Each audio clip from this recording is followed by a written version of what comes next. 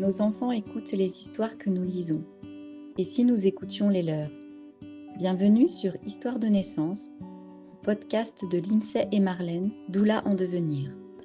On te raconte des histoires vraies de grossesse et de naissance grâce à des invités sincères et authentiques. C'est parti, détends-toi et laisse-toi bercer.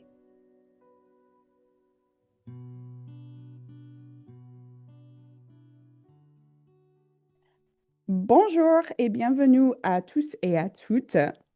Aujourd'hui, nous sommes ravis d'avoir Séverine avec nous. Elle va nous raconter ses 3 accouchements de ses 3 enfants. Euh, Bonjour Séverine, comment tu vas? Coucou les filles, ça va, merci, et vous? Moi, ça va bien. Oui, du coup, il y a aussi Marlène avec nous en soutien. Comment tu te sens, Marlène?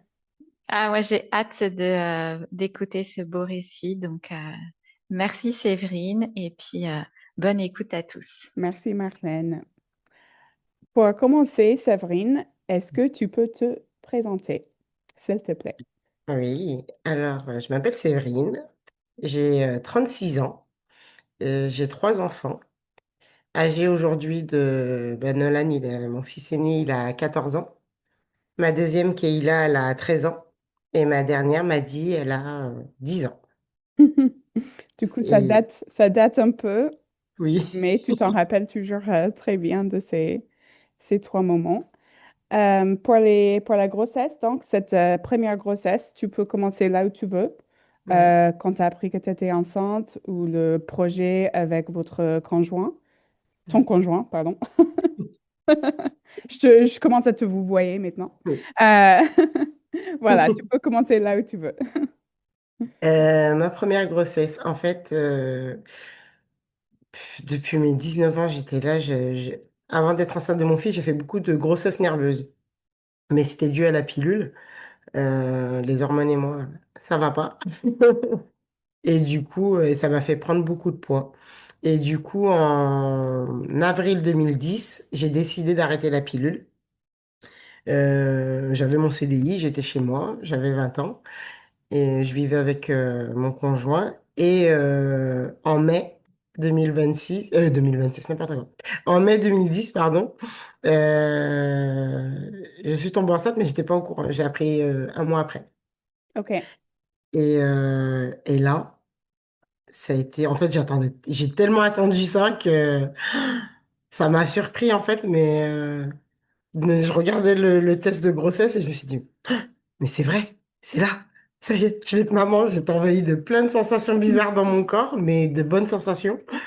Et du coup, après, bah, j'ai pris rendez-vous chez le médecin qui m'a prescrit une ordonnance pour faire la prise de sang. Avec la prise de sang, ça devient vraiment concret. Et on est un peu en panique, on se regardait avec mon conjoint et tout. Ça y est, on va être parents en fait, ça y est. Et à ce moment-là, en fait, je parlais à personne de ma famille.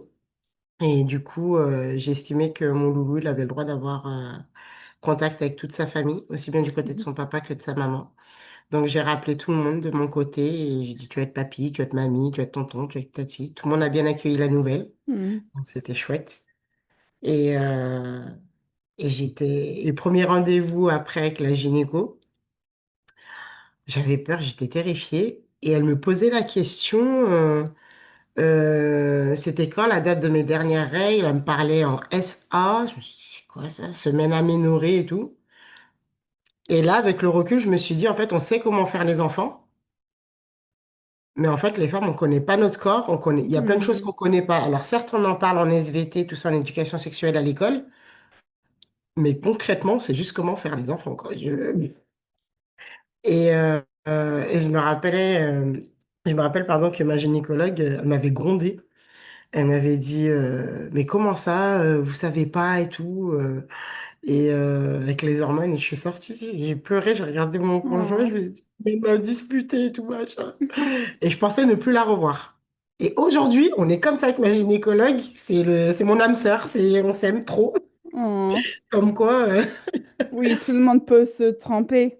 oui. Tu lui as Et dit après, que ça t'a heurté? oui, on en a parlé par la suite, ouais. Et OK. elle a été là pour mes 3 grossesses, elle a été soutenante, Hmm. accueillante, Oh. génial. Ça, c'est beau. Elle est bientôt à la retraite en plus, mais elle a dit, Hmm. je vous lâche pas, Madame Andrew. J'ai dit, mais moi non plus, je vous lâche pas, docteur Cortez. Le grand amour. Oh. Et du coup, pour mon premier, alors le jour de l'accouchement, c'était trop drôle. J'étais fatiguée. Je reste pas en placement quand je suis enceinte. J'ai des petits bébés, mais j'ai des ventres énormes. Je suis remplie d'eau, liquide amniotique. Et je venais de prendre un bain chaud. Mon mari m'avait fait couler un bon bain chaud. Et je suis sortie du bain et tout. Et je me suis allongée dans mon lit. J'étais nue, hein. Et je sais pas comment, parce que sur la fin de la grossesse, il devait m'aider en fait pour me lever du lit. J'étais au milieu du lit. Jusqu'à aujourd'hui, je sais pas comment j'ai fait, hein. J'ai senti une sensation bizarre, comme une envie d'uriner. Et je me suis retrouvée debout à côté du lit. Je sais pas comment j'ai fait, je sais pas. Et là, C'est magique. j'ai perdu les os. Ah, Et mon wow. mari, il est en train de jouer à la Wii dans le salon.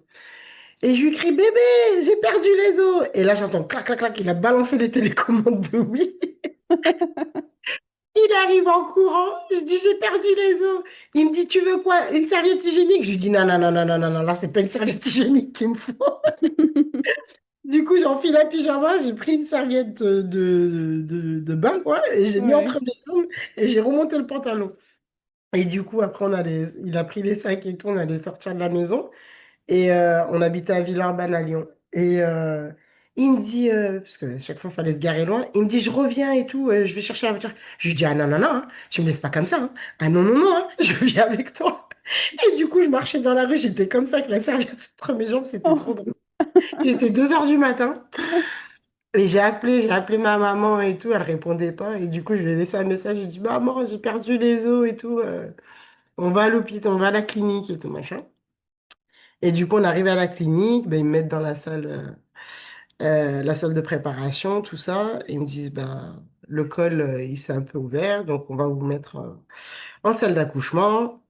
En salle d'accouchement, vu que j'étais une primipare, c'était un premier accouchement. Mhm. Du coup, ils ont essayé de faire le travail, puisque ma gynécologue, elle m'avait déjà dit que j'avais le bassin étroit. Puisque, OK. à savoir, euh, les Noirs, en fait, on est large à l'extérieur, mais tout fin à l'intérieur. On a le bassin étroit. Et Mhm. les personnes européennes ou blanches, en fait, vous pouvez être fine à l'extérieur, mais vous avez le bassin large. Hmm. Et je lui ai dit, mais c'est une escroquerie, en fait, concrètement. J'ai dit à la gynécologue, elle m'a dit, bah, c'est comme ça, c'est fait ainsi. Et du coup, en salle d'ac, ils m'ont laissé faire le travail, ils ont été soutenants. J'avais un sage-homme. Ils m'ont Ah, dit wow. sage-femme, mais homme, quoi. Oui. La Un première sage-femme. fois, oui, un sage-femme. Mhm. Et du coup, et à un moment, il y a l'anesthésiste, il arrive, il me demande de faire le dos rond. Donc, à savoir, j'avais un gros ventre, une grosse poitrine. Donc, je faisais à peine ça, j'avais mon menton dans ma poitrine. Et mon ventre tenait ma poitrine. Et il voulait que je fasse le dos rond, mais j'étais au max en fait. Et j'essayais de lui expliquer, mais il n'entendait pas l'anesthésiste, il n'était pas très cool. Et du Hmm. coup, le sage-femme, il est venu et Mhm. il a remplacé mon mari qui était devant moi en train de me dire de respirer, tout ça. Et là, j'avais tellement mal et il m'agaçait tellement l'anesthésiste. Très sincèrement, j'avais envie d'attraper le sage-femme par ses parties intimes. Parce qu'on n'est pas trop nous-mêmes quand, voilà. Mais il y a une petite voix dans ma tête qui m'a dit non, Séverine, il est gentil, fais-lui passer. Donc j'ai tenu sa poche. Et l'anesthésiste, il n'écoutait pas. Et je lui disais, j'avais une contraction, j'avais des remontées acides. Bah, du coup, j'ai vomi. Hmm. Parce il n'était pas du tout à l'écoute, cet anesthésiste-là. Il m'a beaucoup fâché, contrarié. C'était pour la péridurale. Du coup, après, on a laissé le travail se faire. Je suis arrivée, oui, à 2h30 à l'hôpital. J'ai accouché vers les 11h. Mais ils ont laissé les 8 heures de travail se faire. Mais Mhm. après, ils ont eu peur que je me fatigue et que bébé se fatigue aussi, donc ça a fini en césarienne. Et OK. là, j'ai jamais été hospitalisée ni opérée. Le regard, c'était un adieu à mon mari, quoi. J'étais terrifiée. Hmm. Ils m'ont mis dans le brancard pour me transférer à la salle d'opération, pardon. Et là, autant il fait un peu chaud dans la salle d'accouchement, et là, dans le bloc opératoire glacial, Marie n'avait pas le droit de venir, j'étais terrifiée. On met Mm, au milieu de la salle, sur la table, les bras en croix comme ça, le mm, monitoring. Et du coup, ils mettent le champ pour cacher au niveau de mon ventre, tout ça. Et là, j'étais en panique dans ma tête. Il y avait plein de questions. Je me sentais seule. Je me disais, mais qu'est-ce qui va se passer? Et je regardais le monitoring. Je voyais que mon cœur, il s'accélérait, en fait, parce que je paniquais. Et du coup, je me suis concentrée sur ma main droite et je faisais comme ça. Et je respirais, mm, j'essayais de me concentrer. Les professionnels, ils ont été au top. Ils ont été soutenants et enveloppants. Ils me faisaient des petites caresses comme ça. Ils me disaient, ça va aller, vous inquiétez pas, vous verrez, vous allez bientôt rencontrer votre bébé et tout ça. Et, euh, Et pour la césarienne, j'ai tout senti sauf la douleur. mhm. C'est-à-dire? Donc, le scalpel, les Ah, carteurs, les ciseaux, même quand ils sont allés trifouiller, là, en fait, ils sont venus jusqu'ici chercher. Ils m'ont dit, il est où? J'ai senti, il a trifouillé, il est où? Et il a tiré 3 fois. Ils ont tiré 3 fois et ils ont sorti mon fils. Mais j'entendais pas pleurer. Et j'étais là, je me posais des questions et tout. Et j'ai entendu qu'ils lui ont fait une petite tape sur la fesse et du coup, il a fait un petit eh. Et il y a ouais. une larme chaude qui a coulé de mon œil gauche et qui m'a dit, ça y est, t'es maman. Et j'ai donné naissance à mon fils, mais ça a Mm, été une renaissance pour moi. C'est là que je mm, suis passée de l'autre côté, en fait, et ça a vraiment été le commencement de ma vie, si je puis dire, parce que j'ai un parcours compliqué. mm. Et je savais pourquoi j'étais sur Terre, en fait. Ça y est. Wow. Et après ça, bah, du coup, ils l'ont sorti. J'ai pas trop suivi cette étape-là, c'est plus mon mari qui m'a raconté. Ils l'ont emmené en salle de réveil, ils ont fait le pot à pot avec mon mari, le temps que moi, il me referme. Et en fait, j'ai jamais été opérée, donc j'étais shootée par les médicaments. Je suis arrivée en salle de réveil après, et une demi-heure après, il y a une professionnelle qui vient et qui appuie sur mon ventre et je lui dis c'est de l'eau. Elle me dit non, non, c'est votre sang. Ok. Elle avait une bassine et elle a appuyé. Je sentais le... Ok, mais j'étais tellement shootée que je disais ouais, ok. Et ça m'avait beaucoup fait gonfler la péridurale et Mm, l'arachide. Et après, en montant en chambre, je me rappelle, mon mari il avait le Nolan dans les bras et m'a dit regarde-le et tout comme il est beau. Et j'étais shootée, quoi. mm, J'étais là, je ferais, mais... mm, Et oui, j'ai eu la peur aussi en salle de réveil, puisque mon fils il était en couveuse, c'était un petit poids. mm. Et il faisait 2 kilos 600, 580, pardon. Et je l'ai vu, en fait, il avait les 4 fers en l'air. Mais ses pieds étaient comme ça. Déjà, la sage-femme, la gynéco, elle m'avait dit qu'il avait des grands pieds, ça tient du papa. Mais ses pieds étaient comme ça. J'ai dit, qu'est-ce qu'il a? J'ai cru qu'il avait une malformation. Mm, Ils m'ont dit, non, non, ça va se remettre tout seul. C'était sa position, en fait, dans le ventre qui faisait que ses pieds étaient comme ça. mm. Et à côté, il y avait un petit bébé, une petite fille hindoue qui hurlait et mon fils, il dormait. Alors là, il avait les 4 paires en l'air, ça l'a pas réveillé. Et après, ensuite de couche, bah, j'ai eu cette frustration-là parce que j'ai pu voir une auxiliaire changer la couche de mon bébé. Jusqu'à aujourd'hui, hein, il a 14 ans, j'ai 36 ans. À l'époque, j'avais 21 ans quand j'ai accouché. Et ça reste, quoi. C'est pas moi qui ai changé la première couche de mon bébé. Et Mm, c'est quelque chose qui reste, mais bon, j'ai été opérée. On m'a expliqué que quand on a une césarienne, on est considéré comme une grande opérée, oui, plus que comme une maman qui vient d'accoucher, en fait. oui. Et après le séjour, il s'est pas trop bien passé parce que le personnel n'était pas sympa du tout. Mhm, Déjà, j'étais même pas, moi aujourd'hui qui suis professionnelle et qui travaille dedans, normalement, c'est notifié quand une maman est césarisée oui. parce que c'est pas la même attention. Mm, Euh, Elles n'ont pas du tout été sympas. Le premier lever, le lendemain, on me l'a fait faire toute seule. Elle est restée, la professionnelle est restée dans le cadre de la porte. Elle m'a dit, allez, levez-vous. Vous descendez le lit et tout. Et j'ai dit, mais je peux pas.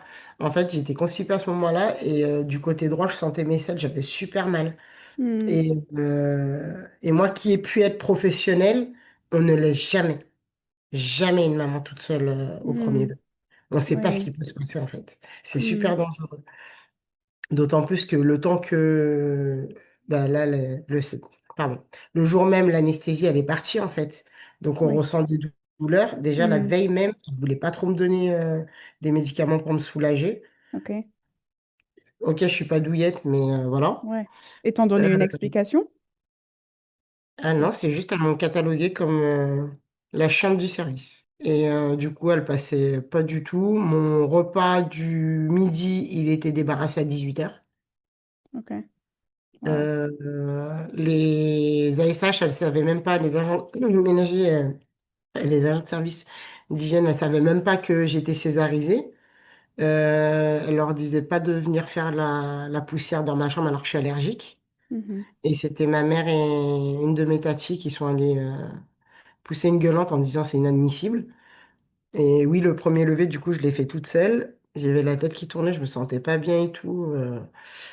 Les carreaux de lino, je mettais une demi-heure pour traverser un carreau.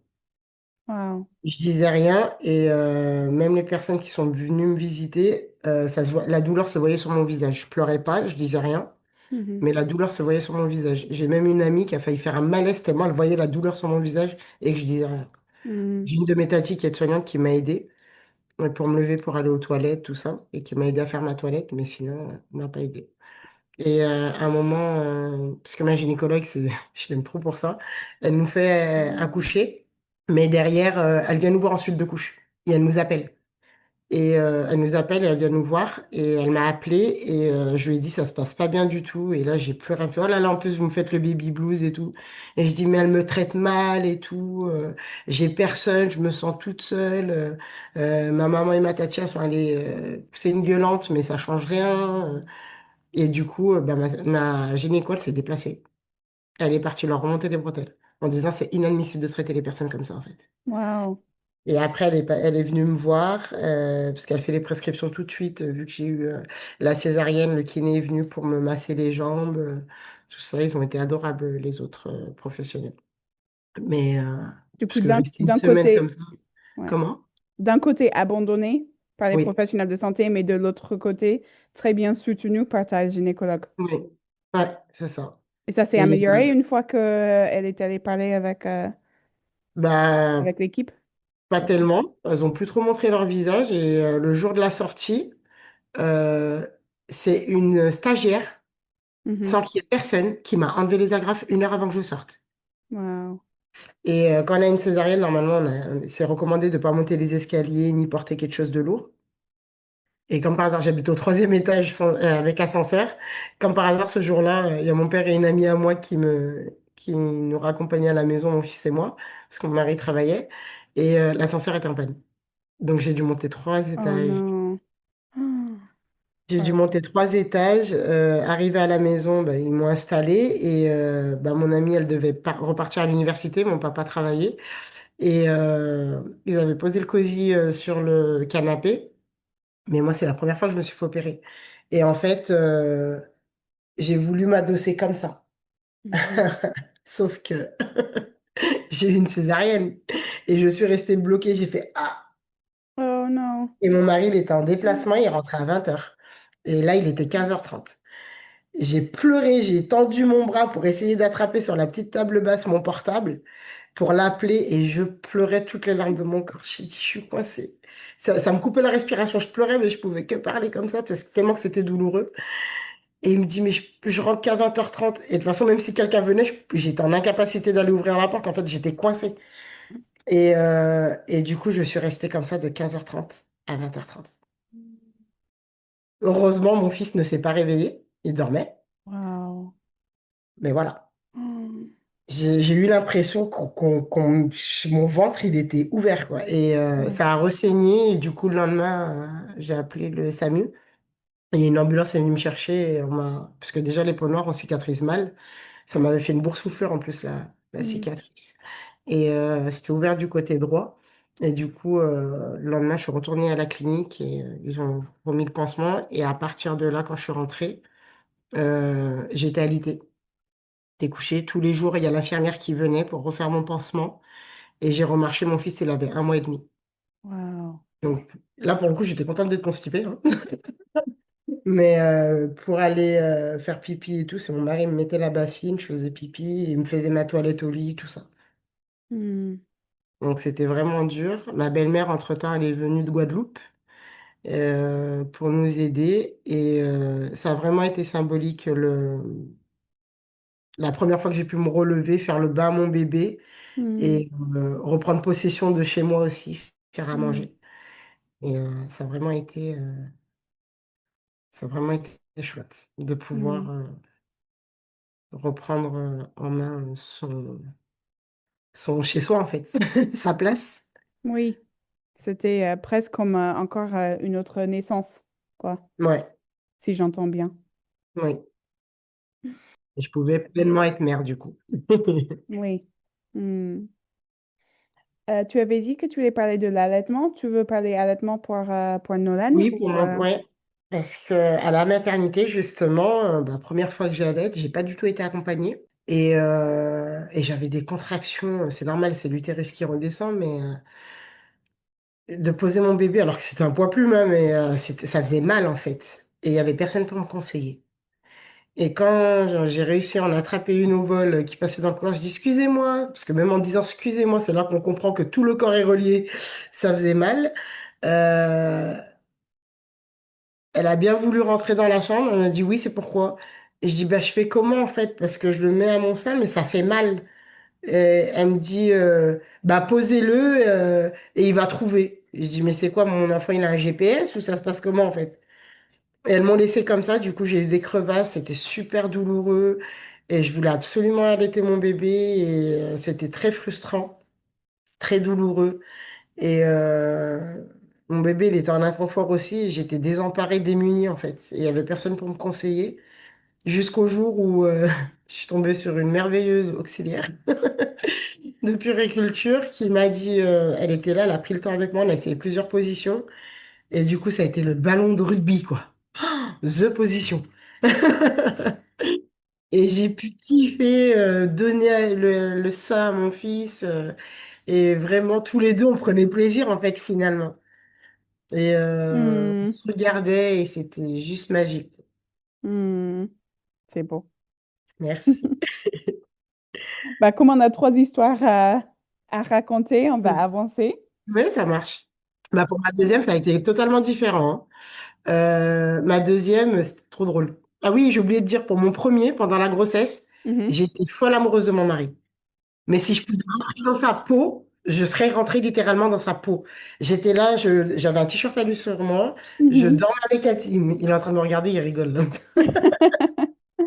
Je sentais, je devais dormir avec un t-shirt à lui pour sentir, mais c'était obsessionnel, quoi.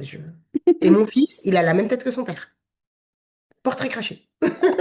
Je suis désolée, Séverine, mais je pense que tu es peut-être la seule personne sur la Terre à avoir vécu ça. Non, je rigole. Attends, je me Euh, suis rattrapée pour la deuxième. voilà. Et du coup, pour ma deuxième, alors ça a été totalement l'opposé. Hmm, Ma deuxième, je suis tombée enceinte. En plus, j'étais dans l'ascenseur de ma mère. Et je disais à ma mère, ah, mais c'est bizarre, je perds pas mon ventre et tout. On dirait que j'attends un deuxième et tout. Et 3 semaines après, j'apprends que je suis enceinte. hmm. Mon fils, il avait 6 mois. Et heureusement, quelque part, parce que après l'accouchement de mon fils, j'allais dire à mon mari, tu m'oublies, tu me touches plus. Dans 5 ans, on se revoit, mais salut. On se revoit plus, on se revoit plus. Et du coup, mon fils, il avait 6 mois, je tombe enceinte. Et là, la grossesse se passe bien, hein. Ouais. Mon fils, il est content. Je lui explique qu'il y a le bébé dans le ventre, tout ça. Donc déjà très complice avec sa sœur Mhm. in utero. Et par contre, je détestais mon mari. Je ne pouvais pas me le voir. Sa voix, elle m'insupportait. Son odeur, elle m'écœurait. Oh, mais je le détestais à souhait. Je ne pouvais pas me le voir. Hmm. Ça a été la guerre pendant 9 mois, hein. Wow. Donc, c'est limite 9 mois passés toute seule parce que je ne pouvais pas me le voir, en fait. Hmm. Et j'ai pris soin de moi. Pour la première fois, j'ai fait un suivi chez le coiffeur. J'y allais régulièrement. J'ai fait une couleur.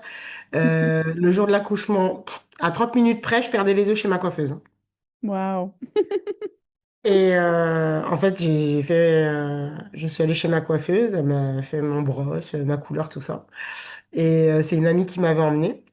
Il y avait mon fils dans la voiture et la cousine de ma copine. Et en fait, on était en voiture et j'ai vu la belle-sœur de ma mère. Et j'ai voulu l'appeler, lui faire coucou. Et ma copine, elle n'avait pas les vitres électriques. Donc j'ai pris la manivelle là. C'est en me baissant pour baisser la vitre que j'ai senti un crack. Et en plus, ce jour-là, le matin, il pleuvait. Donc j'étais en bottes molletonnées à l'intérieur, leggings noirs et robe pull, pardon. Hmm. Donc bien des trucs épais, quoi, tout en noir. Ouais. Et là, je la regarde. Je lui dis, Brissina, j'ai perdu les os. Elle me dit, t'inquiète pas. Elle monte le volume de la musique, c'était du zouk, et elle fait demi-tour. Elle me dit, on va à la clinique tranquille et tout. C'était le Rhône dans sa voiture. Tellement que j'ai dû liquider la musique, c'était le Rhône dans sa voiture. Euh, Elle se gare dans le parking sous-sol de Natessia, à Lyon, Hmm. et franchement, on me suivait à la trace. De la voiture à l'ascenseur. Mhm. L'ascenseur était rempli de liquide amniotique. Oh là là. Après, de l'ascenseur à la porte des urgences, du coup, obstétricales. Et du coup, je sonne. Et je dis, oui, je suis en train de perdre les os et tout. Donc, elle m'ouvre. Et là, j'ai deux sages-femmes devant moi. Elles me disent, oui, c'est pourquoi. Je vous explique, hein. Comme je vous ai dit que j'étais habillée, la fille, elle avait un brushing, super bien habillée et tout. Elle me regardait, en clair, tu veux quoi? Je dis, je suis en train de perdre les os. Et là, elle me regarde hébétée. Je fais, non, mais je suis habillée tout en noir, mais je suis réellement en train de perdre les os, en fait. Mais elles m'ont pas cru, ça a duré 5 minutes, le truc. Et ma copine, elle était en train de dire, mais elle perd les os, vraiment, regardez Hmm. ça. Du coup, elles m'ont installée en salle de pré-travail et elles m'ont dit de me déshabiller et tout, mais elles m'ont regardé d'une manière, parce que Hmm. j'avais un ensemble rouge-rose en dentelle, soutien-gorge et un petit tanga ou shorty, je sais plus comment on dit. Mhm. Mais elles m'ont regardé en mode, mais elle va pas accoucher, elle. Mais très dans le jugement, quoi. Elles m'ont regardé, elle veut quoi? Hmm. Bref, je m'allonge, elles me mettent le monito, tout ça. T'étais à terme? 2 semaines avant, ouais, mais à terme, du coup. Ok, ouais. Et du coup, je m'installe, elles vont parler entre elles, et elles reviennent, peut-être une demi-heure après, elles font, mais vous n'avez pas fini de perdre les os? Et c'était de la porte jusqu'à la table. Non, mais elles en avaient marre d'éponger. C'est comme si tu avais le choix. Elles en avaient marre d'éponger. Et en fait, là, j'étais bien, parce que j'avais la méconnaissance aussi, mais je me disais que j'allais accoucher par voie basse. C'est pour ça que j'étais bien, j'étais au top. Hmm. Et en fait, j'avais été malade pour le rendez-vous anesthésiste. Du coup, j'avais pas pu faire ma prise de sang. Donc là, c'était un médecin de garde, c'était pas ma gynéco. Et il me demande, et je dis que j'ai été malade et j'ai pas eu d'autres rendez-vous. Donc, ils me font la prise de sang pour envoyer au labo. Ça durait une heure et demie. Mhm. Et là, j'étais bien. J'ai même appelé une de mes amies je l'ai appelée. Elle me dit, t'es où? Je suis, bah, je suis en salle de pré-travail. Elle me dit, Séverine, t'es en train d'accoucher. Tu m'appelles et tu parles normalement. Mais oui, ça va et tout, machin. J'avais les contractions, j'étais là, je soufflais, je faisais ce qu'il fallait, machin. J'étais tranquille. Et après, il y a le médecin de garde qui est arrivé. Et il me connaissait pas. Et il a vu le dossier césarienne pour le premier. Et moi, je ne savais pas qu'il fallait attendre 2 ans minimum Ah, ouais. après une césarienne pour tenter la voie basse, entre Mhm. guillemets. Du coup, il m'emmène dans la salle d'opération et je pleure en silence. Et je me concentre parce que je suis quelqu'un qui tient beaucoup la douleur. Là, c'était les émotions qui faisaient que je verbalisais la douleur. Et là, je subis en silence, en pleurant. Et j'essaye de me conditionner mentalement. C'est comme ça que je fonctionne.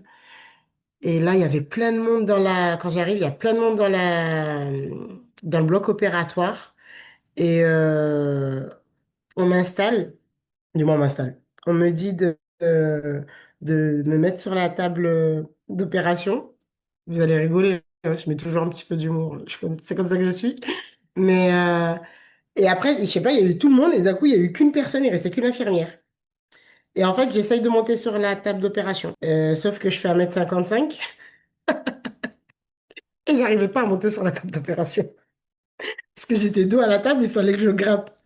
Et j'étais là, tout en pleurant en silence et en contenant ma douleur et mon gros ventre, j'essaye de monter sur la table d'opération. Et là, l'infirmière était de dos, elle était en train de préparer ce qu'elle a préparé. Et du coup, je lui dis, excusez-moi. Elle me dit oui.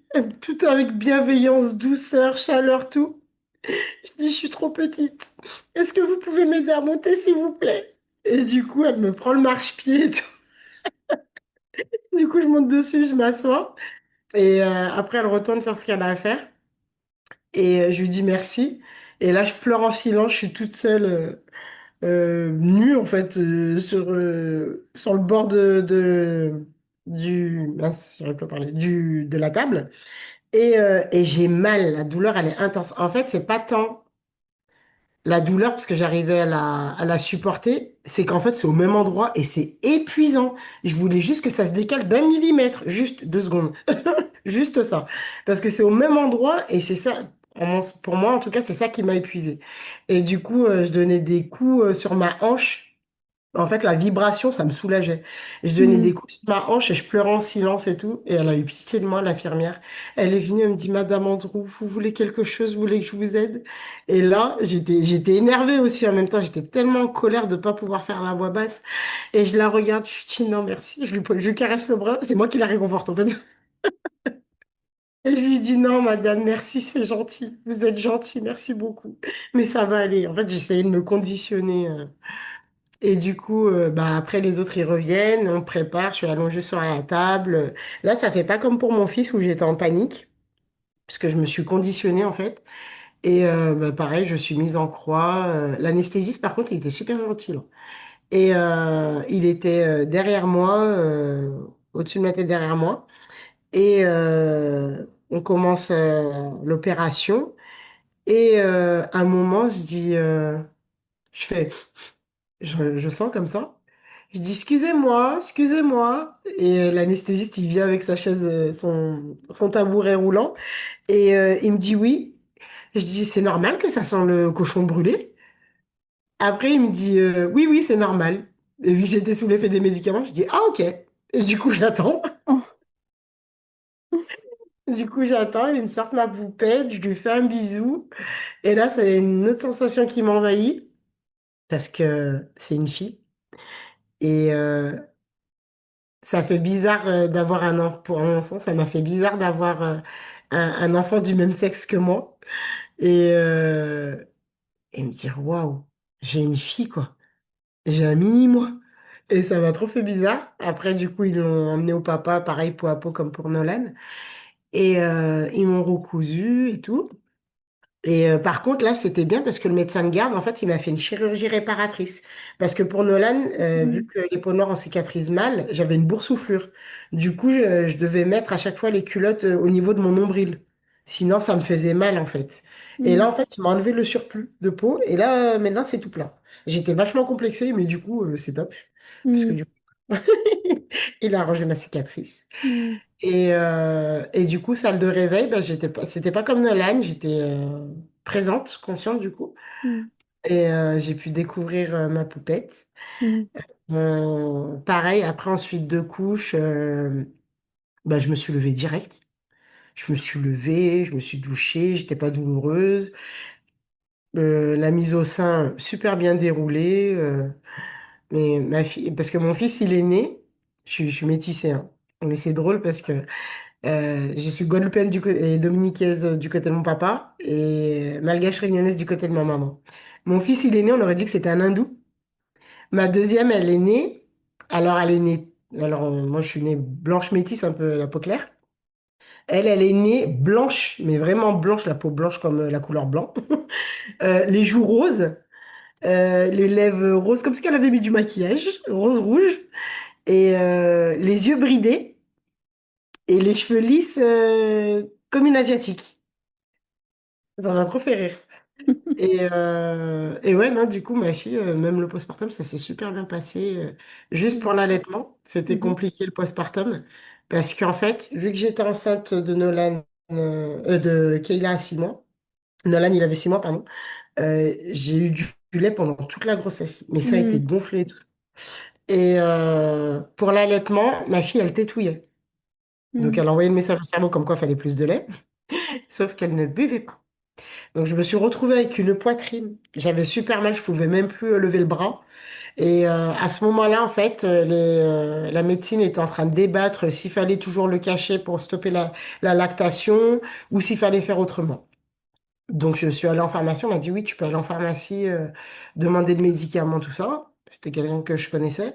Du coup, j'y suis allée. Ils m'ont dit, non, ils font pas ça. Et du coup, elle m'a passé une bande pour enrouler autour de ma poitrine, mais j'étais Robocop dans la rue.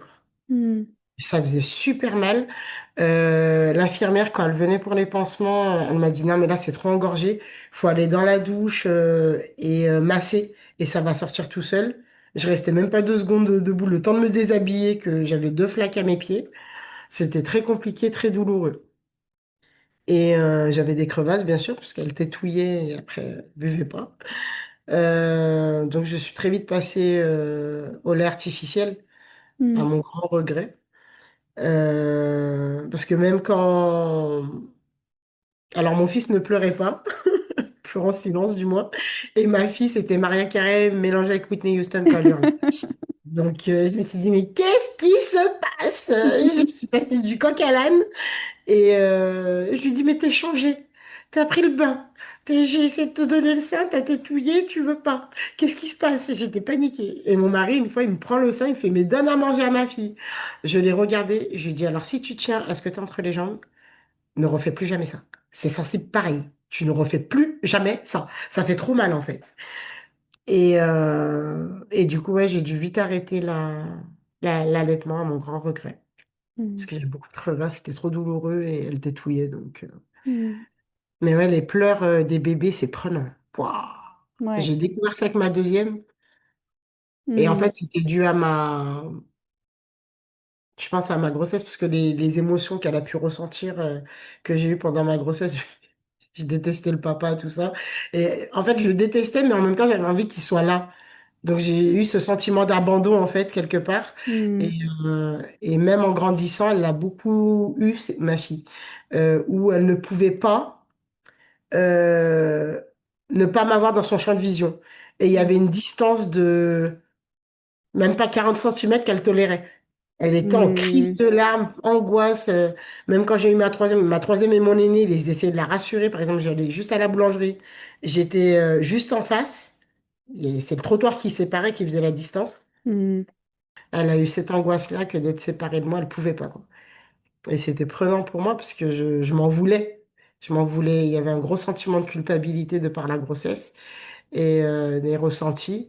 Et pareil, vu que c'était un peu conflictuel pendant la grossesse avec mon conjoint, j'ai eu cette pensée que je lui dirai quand elle aura 18 ans, que je regrette vraiment, et jusqu'à aujourd'hui je m'en veux, où j'ai dit oui, la relation conflictuelle que j'ai pu avoir, je lui ai pas dit ça comme ça, mais par rapport à la relation qu'on avait pendant toute la grossesse, elle pleurait, elle était dans sa chambre, et j'ai dit, mais j'ai dit, c'est de ta faute que on a eu cette Hmm. relation-là.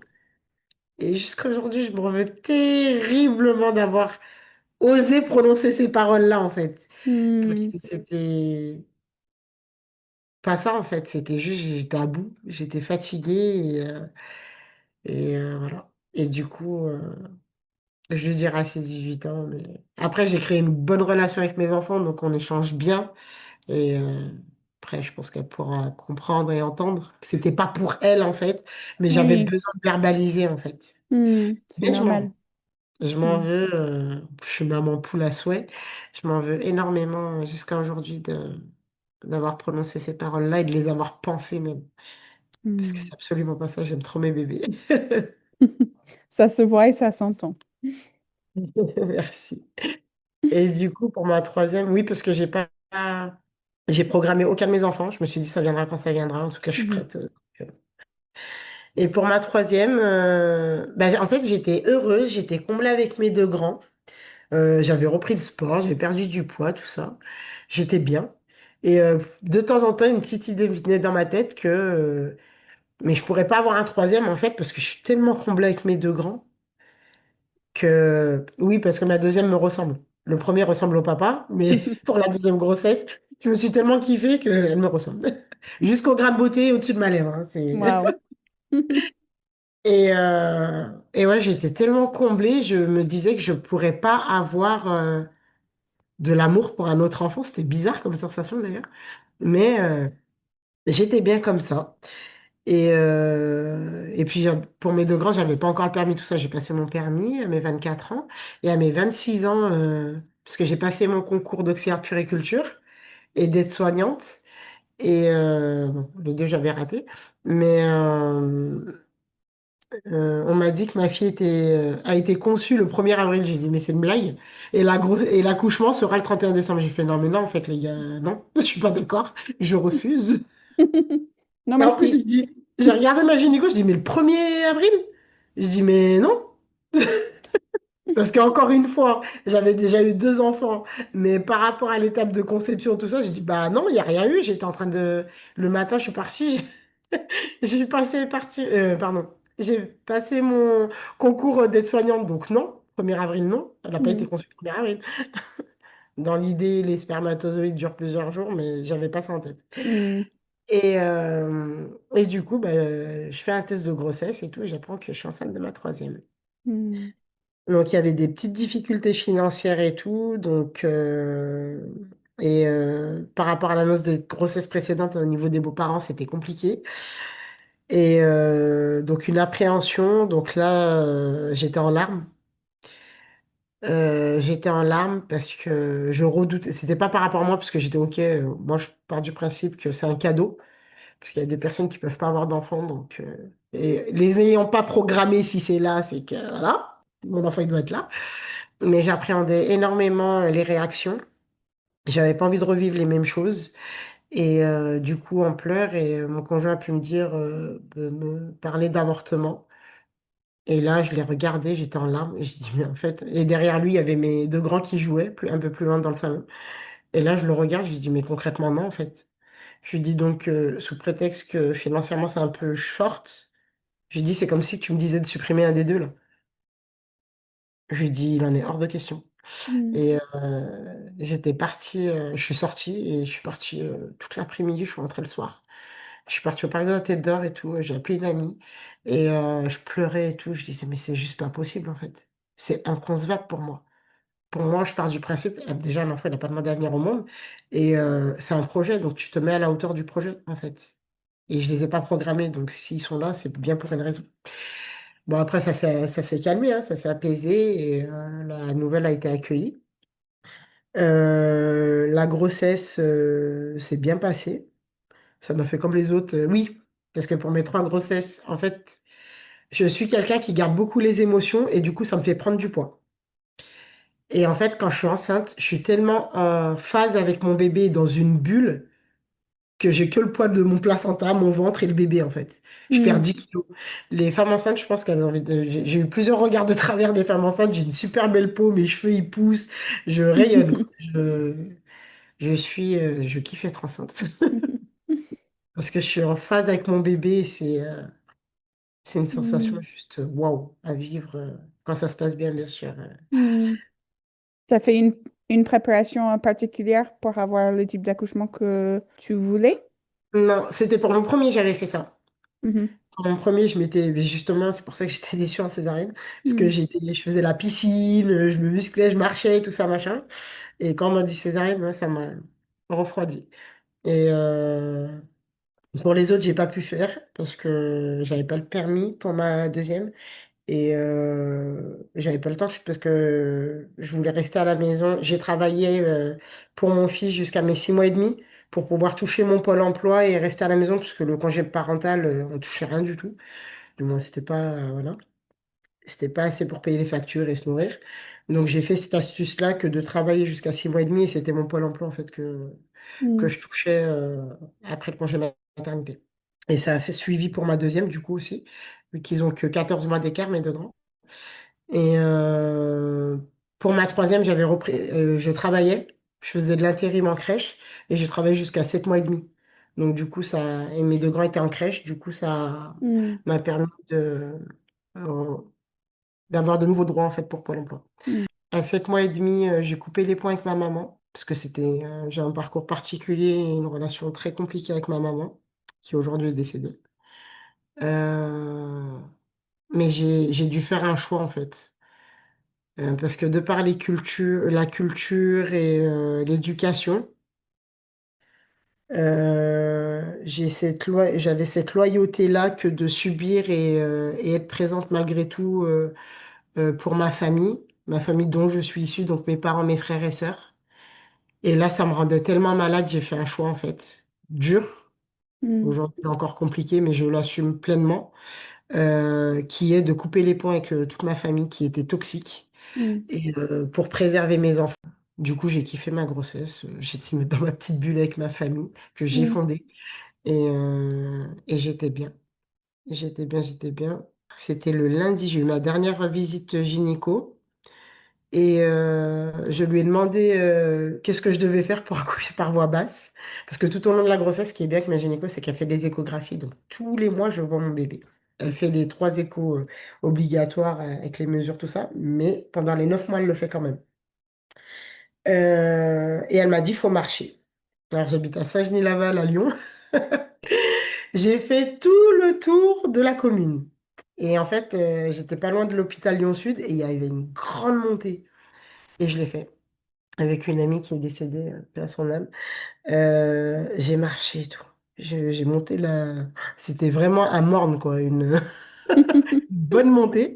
mm. Et le jour de l'accouchement, dans la veille, j'étais au téléphone avec une amie à moi et mon mari dormait dans le salon. Et plusieurs fois, il a pu voir des vidéos où il y a des femmes qui dansaient avec leur gros ventre et tout. Il me disait, oh, mais ça va pas, non? Mais pourquoi elles font ça? Mais le bébé, il doit être secoué dedans. Mais comment ça se fait, tout ça? Et du coup, moi, j'étais là. Hum. Parce que pour ma dernière, pour accoucher par voie basse, j'avais marché toute la journée. J'habite au 3e étage sans ascenseur. On avait déménagé de Villeurbanne. Et en fait, j'ai monté tous les escaliers. Et après, pour ma dernière marche d'escalier, pour les dernières marches, je faisais du step. Je faisais des montées de genoux. Et dans mon long couloir dans l'appartement, je faisais des pas chassés et des montées de genoux. Et je faisais du step sur le bord de mon lit. Je dis, mais si tu savais, mon coco, je faisais comment on fait ça? Des exercices où on lève les bras et on écarte les jambes. Je sais plus des. Ouais, Je faisais le du sport. Ouais, jumping jacks, quoi. c'est ça, ouais. Et du coup, mon mari, ce jour-là, il commence à 5 heures du matin. Il était livré, il devait livrer à Saint-Chamond des pièces pour payer ça. Et du coup, j'ai senti que ça arrivait. Je comptais les contractions, ça se rapprochait. Je l'ai laissé quand même partir au boulot. Et là, j'ai senti, et c'était 3 minutes à chaque fois les contractions. Du coup, j'appelle Natessia, j'appelle les urgences. Et la sage-femme, elle me fait, non, mais vous avez déjà eu 2 césariennes, faut pas traîner là, faut venir. Et du coup, j'appelle mon mari, je lui dis, parce que le dépôt, il était à Vonvelin, et après, il devait partir sur Saint-Chamond. Et du coup, il le dit à son chef d'équipe, qui était déjà venu manger à la maison et tout. Et là, son chef d'équipe, il lui dit, bah, passe les clés du camion et tout. Il donne à un collègue à lui. Et il était à Vaux-en-Velin, j'étais à Saint-Genis-Laval. Et Teddy, il lui dit, mais du coup, passe-moi ta voiture, parce qu'on habitait à côté, il habitait dans la commune à côté à Pierre-Bénite, le chef d'équipe. Et il lui dit, bah, passe-moi les clés de ta voiture, comme ça, avec quelqu'un, avec un autre chauffeur, il t'emmène et tu récupères ta voiture. Il lui a dit non. Donc, moi, j'avais les contractions rapprochées toutes les 3 minutes. Mon mari n'avait plus de véhicule pour faire Vaux-en-Velin, la maison. Et la sage-femme m'a dit, il faut venir. Vous avez eu 2 césariennes, vous avez les contractions rapprochées, c'est dangereux là. Il faut venir immédiatement.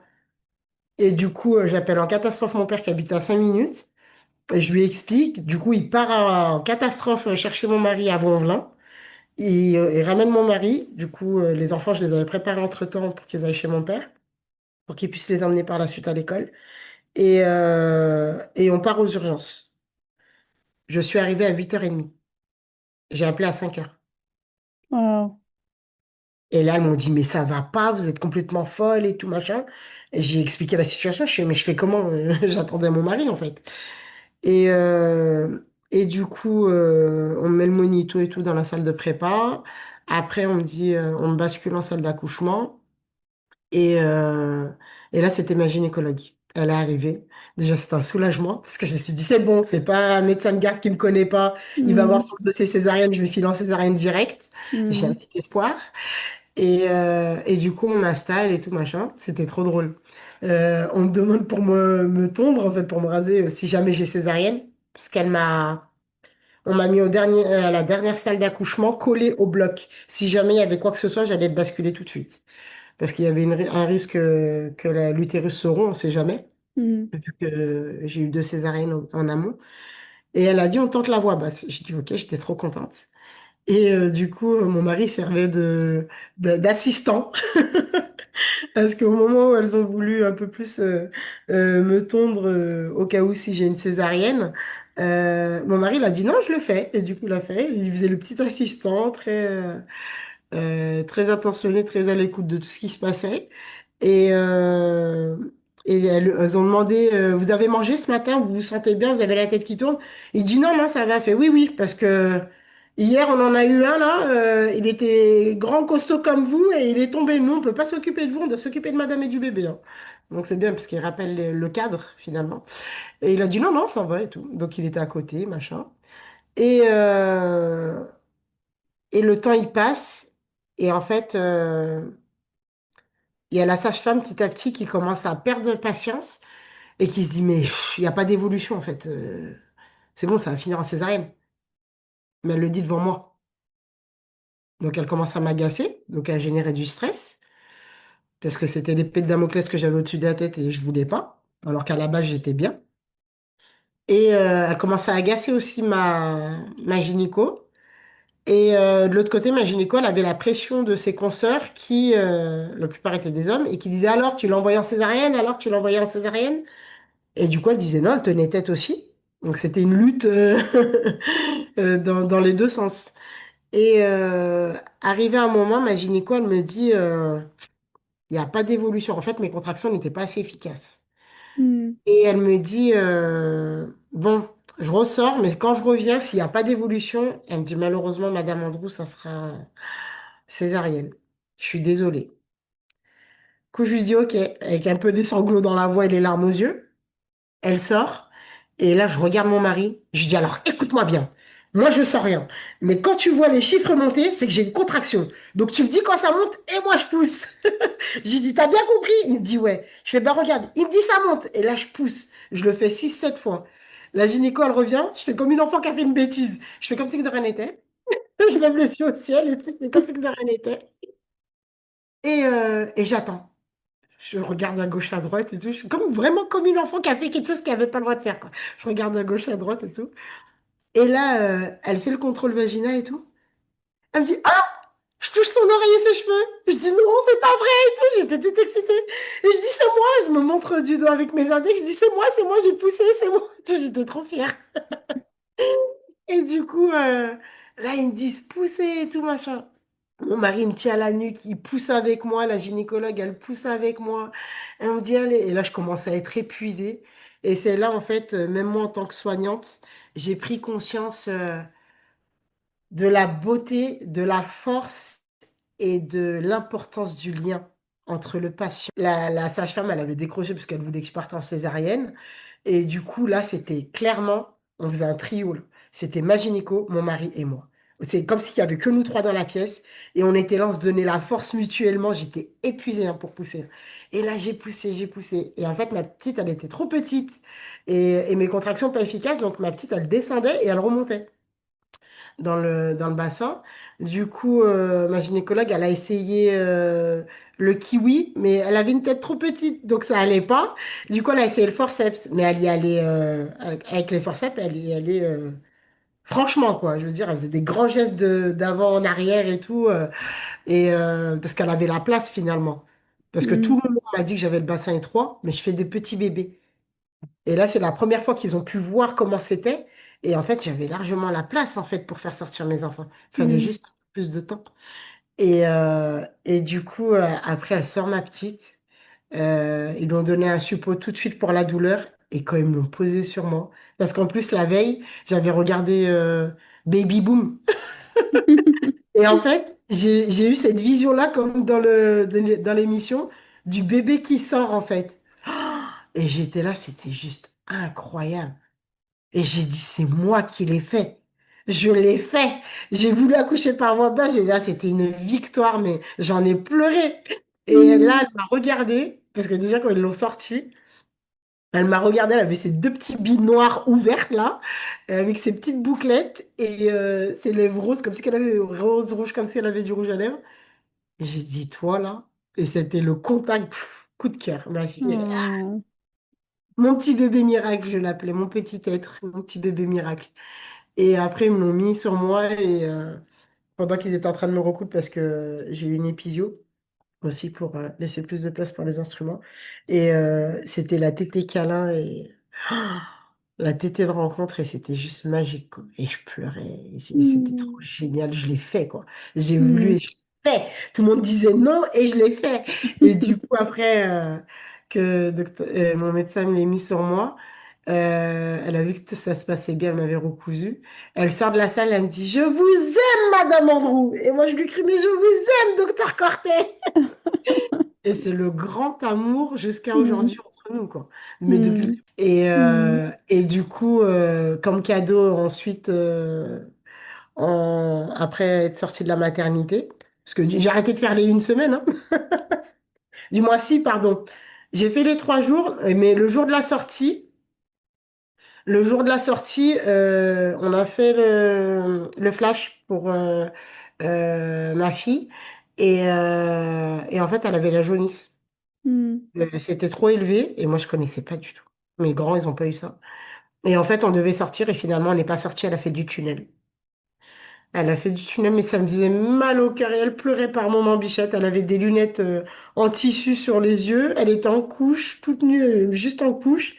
Et elle pleurait, elle était minuscule dans cet immense tunnel et je pleurais. Je disais, mon bébé, pardon, je crois que c'était de ma faute.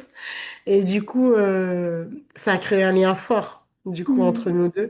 Et oui, petite parenthèse pour ma deuxième, j'ai oublié, parce que vu que pour mes deux grands, j'ai eu césarienne, j'ai pas pu les voir, et ben je passais ma Mm. nuit à les scruter, en fait, à voir si tout allait bien. Et en fait, dans la clinique, dès qu'il y avait un petit bébé métis, c'était l'attraction. À peine on était monté dans notre chambre que tout le monde était au courant et tout le monde voulait voir ce bébé-là. Et ma fille, elle voulait la prendre parce qu'elle était trop mignonne, trop machin, ma deuxième, hein. Et j'ai dit non, mais je la garde, c'est mon bébé en fait. On m'a déjà pris mon accouchement, laissez-la moi. Et elle me disait oui, mais vous êtes fatiguée, vous êtes fait opérer, il faut vous reposer. Et du coup, j'ai dit à ma fille, j'ai dit maman, tu vas là-bas, tu cries un bon coup et ils vont te ramener à maman. D'accord? Et jusqu'à maintenant, on fait la promesse du petit doigt, on se tient le petit doigt, c'est la promesse. Du coup, il l'emmène et moi j'étais là, j'étais assise sur mon lit, je tendais l'oreille, j'attendais, j'écoutais. J'écoutais, j'écoutais. Et tous les autres enfants, ils dormaient parce que c'était le soir, il était déjà 21h. Et là, elle se met à faire sa Mariah Carey, Whitney Houston mélangée là. Et ils me l'ont vite ramené. J'ai dit, c'est bien, maman. Je lui ai fait un mini check avec sa petite main. J'ai dit, c'est bien, ma fille. Du coup, ils m'ont ramené ma fille. Et pour la sortie de ma deuxième, j'ai oublié de dire que le pédiatre, il l'a ausculté, il a dit que tout allait bien. Mais moi, en fait, en les scrutant toute la nuit, j'ai pu voir qu'elle avait un point blanc au milieu de la pupille. Et je l'ai signalé au médecin, au pédiatre, et il était là avec sa lumière. Je dis, non, mais c'est pas avec la lumière, c'est à la lumière du jour qu'on voit qu'elle a le point au milieu de l'œil. Et il était là encore avec la lumière, il faisait pleurer ma gamine. Dans ma tête, je me dis, mais il est con ou ça se passe comment? Et il était là à faire pleurer ma petite, alors qu'à la base, elle pleurait pas, elle était bien. Je lui dis, vous avez juste à vous mettre au niveau de la lumière du jour et vous allez voir le point blanc au milieu de son œil. Eh ben, elle a une cataracte congénitale. Et c'est Mm. moi qui l'ai trouvée. Et elle a failli sortir de la maternité sans qu'on le sache. Mm. Et du coup, bah, elle a été surveillée jusqu'à ses 2 ans à la clinique du Tonkin par un spécialiste pour voir si ça allait pas grandir, puisque du coup, il y a un risque de cécité par la suite. Mm. Donc, Dieu merci, jusqu'à aujourd'hui, ça n'a pas bougé, Mm. parce que c'est clairement en plein milieu de l'œil, quoi. Voilà, c'était la petite parenthèse pour ma deuxième. Et pour ma dernière, bah, après le tunnel, bah, ça a été. Et on est rentré. L'allaitement, ça se passait bien. Par contre, le rétablissement, j'ai fait la césarienne et là j'ai eu épisiotomie plus petite hémorroïde. C'est pas la même, hein. Et du coup, pour ma dernière, c'est juste l'allaitement et la cicatrisation qui était compliquée. Parce que la césarienne, c'est le ventre. Mais quand on a une épisiotomie, on va à la selle, on urine. Donc, ça fait. Mm. Elle m'avait passé de la crème, ma gynéco. Et là, encore une fois, on connaît pas trop nos parties. Parce qu'on n'est pas là avec un miroir, hein, c'est pas extérieur comme les hommes. Et j'ai mis de la crème de partout. Et quand je suis allée la voir, elle me fait, mais qu'est-ce que vous m'avez fait? Il y a de la crème de partout, c'est n'importe quoi. Et du coup, pour enlever les fils, c'était compliqué, mais ça faisait une douleur horrible. Et du coup, la cicatrisation, bah, les pendants cicatrisent mal, donc ça a eu un impact aussi au niveau de la sexualité, où des fois ça a pu se fissurer un petit peu, ça faisait mal l'épisiotomie. Et pareil, des incontinences, je me rappelle. Parce qu'elle est née le 11 décembre, et en fait, pour Noël, j'ai juste rigolé, et je me suis pissé dessus, en fait, clairement. Hmm. Alors que j'étais habillée en foncé, je suis partie dans la salle de bain, j'ai dit, mais merde, mais comment ça se fait? Et du coup, rééducation périnée, tout ça. Hmm. Mais ouais, c'est plus compliqué à choisir parce que franchement, mes parties intimes étaient intactes en fait, avec les césariennes. Mais là, avec le forceps, l'épisiotomie et les hémorroïdes Hmm. qui reviennent de temps en temps pendant mes cycles menstruels. Donc ça Hmm. reste. Et Hmm. pareil, la péridurale, pendant plusieurs années, ça fait des douleurs, des décharges électriques dans le dos. Ah, wow. Ouais. Hmm. Je suis sensible, c'est passé là, mais des fois on a des petites piqûres de rappel. Hé, ça fait 10 ans là. Qu'est-ce qui se passe? Hmm. Mais ouais, c'est beaucoup de choses l'accouchement quand même, hein. C'est beaucoup de choses. Moi, chaque grossesse est différente, chaque accouchement est différent. On évolue. Euh, pour ma première, les hormones, je pleurais pour rien. Hmm. Moi, je suis pas quelqu'un qui pleure en plus, donc mon mari m'a juste une fois demandé un truc, j'ai pas entendu, il a répété plus fort, j'ai éclaté en larmes, il me dit, mais pourquoi tu pleures? J'en sais rien, et en plus ça m'énerve, je pleure, et Non, mais les hormones, la cicatrisation, Hmm. pour ma part, c'est une très belle expérience. Et d'ailleurs, je voulais mon quatrième, mais bon, monsieur ne veut pas, c'est compliqué. Il veut pas, et moi j'ai toujours dit que j'avais 4 enfants. Je voulais 4 enfants. Mais ouais, être enceinte, moi, donner la vie, c'est juste magique, magnifique. Hmm. Ben, merci beaucoup pour tes témoignages. Merci à vous de m'avoir écouté. C'était un beau moment pour nous toutes. Je Merci. pense que je peux parler pour Marlène aussi. Complètement. Tu peux. C'était magnifique. Plein de belles choses, encore des nouveaux sujets abordés. Donc, merci pour ce partage, Séverine. Hmm. De rien. Avec plaisir.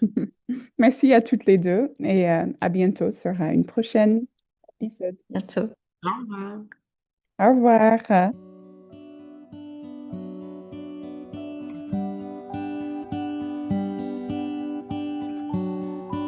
Merci à toi de nous avoir écoutés. Rendez-vous sur notre prochaine interview.